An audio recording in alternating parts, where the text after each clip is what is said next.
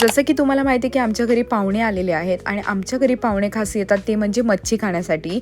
तर आज मी तुम्हाला दाखवते आहे की मच्छीचा रस्सा म्हणजेच मच्छी करी कशी बनवायची।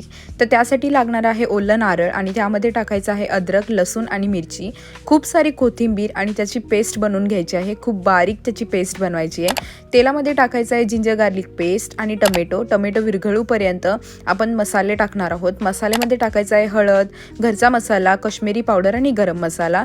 मसाले सुद्धा तेलामध्ये मिक्स करून घ्यायचं आहे आणि जी पेस्ट आपण बनवली होती ती टाकायची आहे। त्यामध्ये नंतर टाकायचं आहे कोकम आणि मीठ घालायचं आहे चवीनुसार। तेल सुटीपर्यंत त्या पेस्टला खूप चांगलं परतवून घ्यायचं आहे आणि त्यामध्ये मच्छी टाकून मच्छीला पण खूप मस्त कोट करून घ्यायचं आहे त्या पेस्टमध्ये आणि त्यामध्ये टाकायचं आहे गरम पाणी। तुम्ही जर अशा प्रकारे मच्छी बनवणार ना तर कोणत्याही प्रकारची मच्छी असू दे तिला खूप जास्त टेस्ट येते। जर अजून काही रेसिपी पाहिजे असेल तर कमेंटमध्ये नक्की सांगा।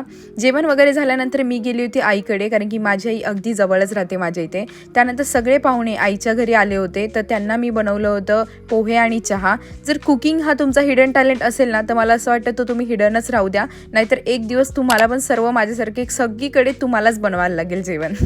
एनिवेज खूप साऱ्या गप्पा वगैरे मारून झाल्यानंतर मी घरी आली आणि आज भूक पण नव्हती एवढं सर्व खाल्ल्यामुळे। तर लास्टला आम्ही बॅडमिंटन खेळलो। तर असा होता माझा दिवस। भेटूया नेक्स्ट ब्लॉगमध्ये। Till then bye bye and take care.